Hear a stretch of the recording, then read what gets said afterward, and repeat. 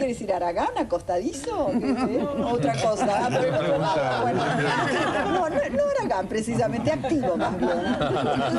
No Aragán, sino activo. Soltero y con tantas novias de sábado, las novias de sábado, me hace gracia, que era como no tener ninguna. Fue embajador en Indonesia y en Holanda. Participó activamente en la liberación de Beatriz, su hermana, y de Maruja, su mujer. Y logró que el narcotraficante Pablo Escobar, cabeza del cartel de Medellín, responsable de los secuestros, se entregara en 1986, sufrió un atentado, se salvó milagrosamente. ¿En el 86 fue? Ajá. Sí. Milagrosamente salvó su vida. Yo era miembro del Congreso colombiano. Sí.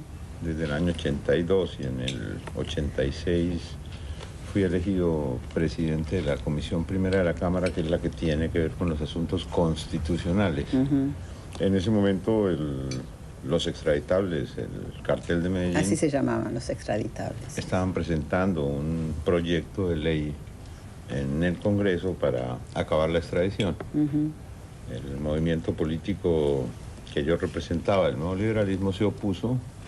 Demoré la discusión del proyecto y una mañana, cuando salí a la oficina, me estaban esperando enfrente de la casa 4 sicarios en motocicletas y me dispararon todos los tiros del mundo, pero no, aquí estoy. Logró Afortunadamente salvarse, no pasó.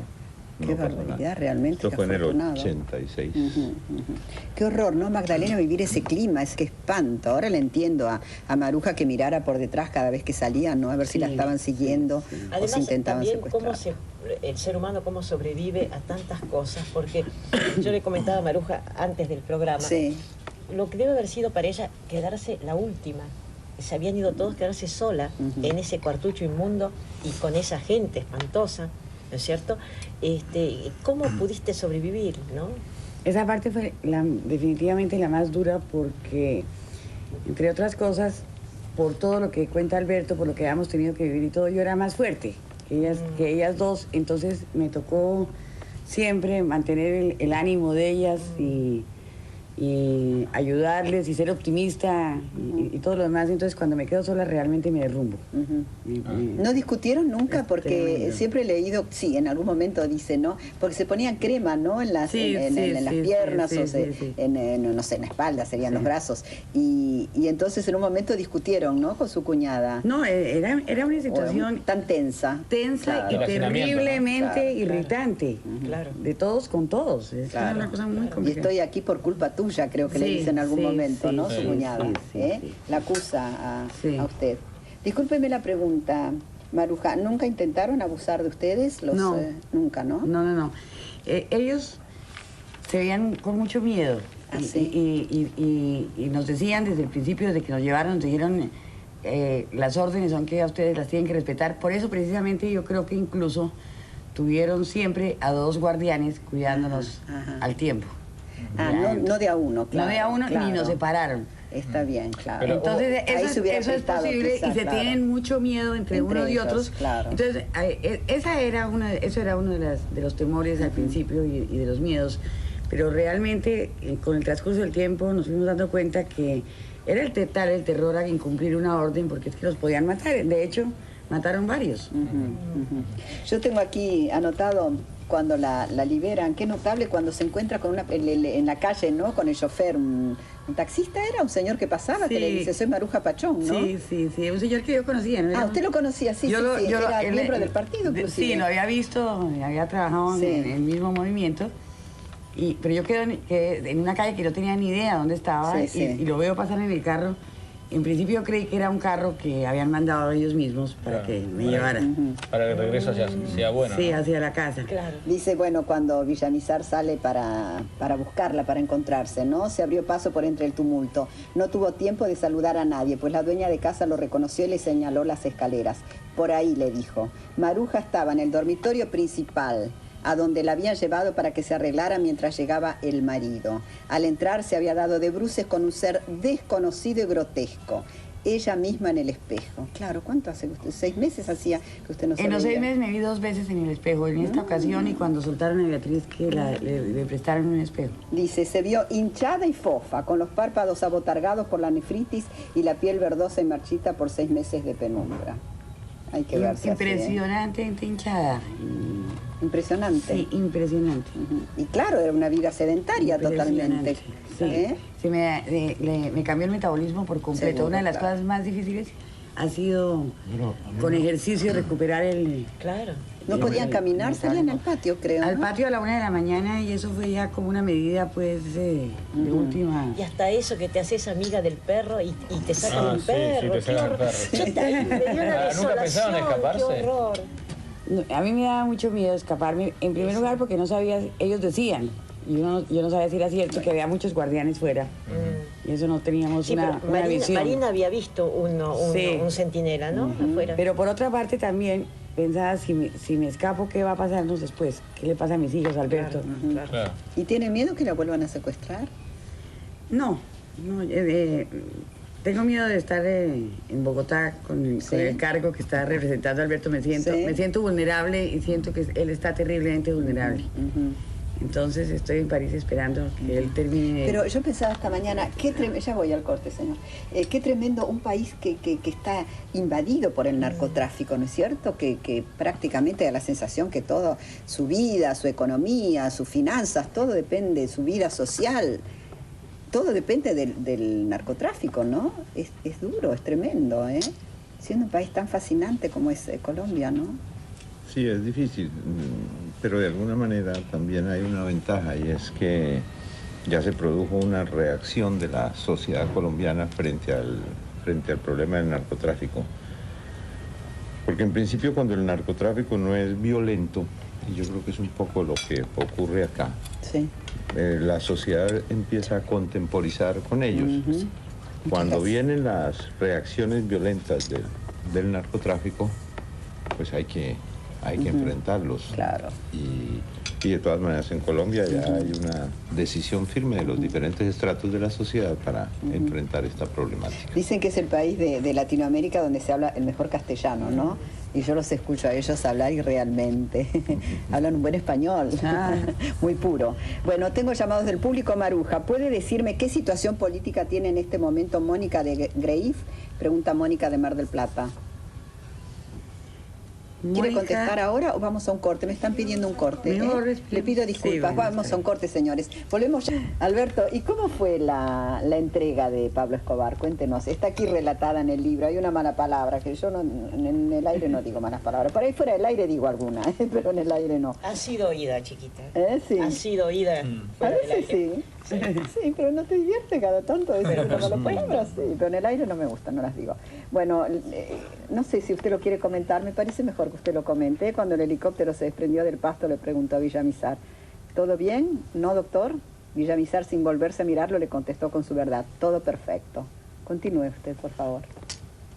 Sí, pues para mí la entrega de Escobar era pues la culminación de toda una guerra, por un lado, y de un compromiso personal mío, porque de alguna manera el secuestro de Maruja pues adquiría un significado, tenía alguna utilidad práctica, y era a través del sufrimiento de Maruja y, claro está, de los otros periodistas, pues conseguir el fin del narcoterrorismo.